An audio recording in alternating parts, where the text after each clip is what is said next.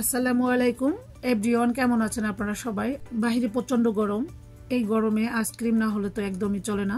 আজ আমি তৈরি করে দেখাবো চকলেট ছাড়াই চকলেট আইসক্রিম, যেটা কিনা ছোট বড় সবাই খুবই পছন্দ করে খাবে। খুব সহজ পদ্ধতিতে রেসিপিটি শেয়ার করবো আপনাদের সাথে। আমার রেসিপি ভালো লাগবে, যদি ভালো লাগে প্লিজ একটি লাইক দিবেন এবং চ্যানেলটি সাবস্ক্রাইব করে পাশেই থাকবেন।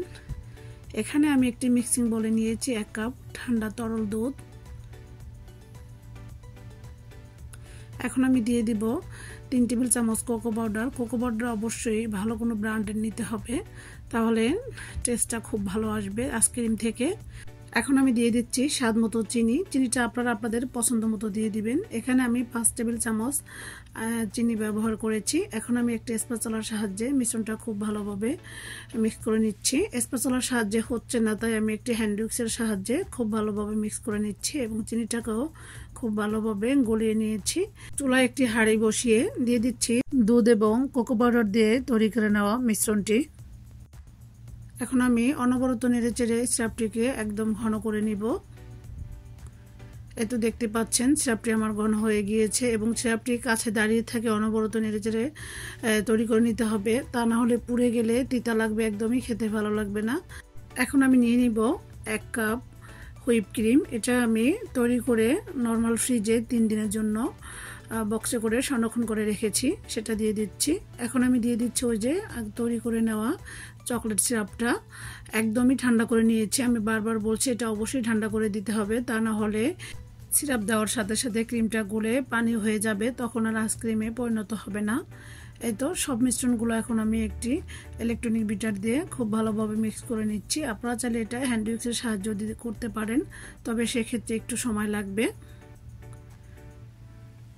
এই তো আমি ইলেকট্রনিক বিটারে মিডিয়াম স্পিডে রেখে 1 থেকে 1.5 মিনিট বিট করে মিশ্রণটি মিশিয়ে নিয়েছি। এখন আমি স্প্যাচুলার সাহায্যে আবার একটু নেড়ে চেড়ে মিক্স করে নিচ্ছি এবং দেখতে পাচ্ছেন আমার আইসক্রিমের ঘনত্বটা পারফেক্টলি রেডি হয়ে গিয়েছে। এখন আমি একটি আইসক্রিমের মোল্ড অথবা যে কোনো মোল্ডে ঢেলে ফ্রিজিং করে নিব। আমি একটি অন্য বক্সে ঢেলে নিচ্ছি, দেখতে পাচ্ছেন। এখানে কাচের বক্স বা আইসক্রিমের বক্সও নিতে পারেন। এই তো আমার তৈরি করা মিশ্রণটি আমি সবটুকু ঢেলে দিচ্ছি। আমার ছোট্ট একটি অনুরোধ, যারা আমার চ্যানেলে নতুন তারা অবশ্যই আমার চ্যানেলটি ভিজিট করার সময় একটি লাইক দিবেন। সবটুকু মিশ্রণ আমি ঢেলে নিয়েছি। এখন আমি দিয়ে দিচ্ছি কিছু চকলেট কুচি করে রেখেছি, সেগুলো দেখার সৌন্দর্য এবং খেতেও ভালো লাগে তাই। এখন আমি বক্সের মুখটা বন্ধ করে 7-8 ঘন্টার জন্য ডিপ ফ্রিজে রেখে দিব। আপনারা চাইলে ওভারনাইটও রেখে দিতে পারেন। এই তো ফিরে আসছি আমি 7-8 ঘন্টা পরে। এখন আমি একটি চামচ দিয়ে আইসক্রিমটা তুলে দেখাচ্ছি। দেখতে পাচ্ছেন আমার কতটা সুন্দরভাবে আইসক্রিমটা জমেছে। আইসক্রিমের মধ্যে কোনো বরফ তৈরি হয়নি। আইসক্রিমটা ডিপ ফ্রিজ থেকে নামানোর সাথে সাথে পরিবেশন করতে পারবেন। আইসক্রিমের কালারটা দেখতে যতটা লোভনীয় এবং ইয়াম্মি হয়েছে, খেতেও অসাধারণ ছিল। খুব সহজে যখন তখন এই আইসক্রিমটি তৈরি করে নিতে পারেন।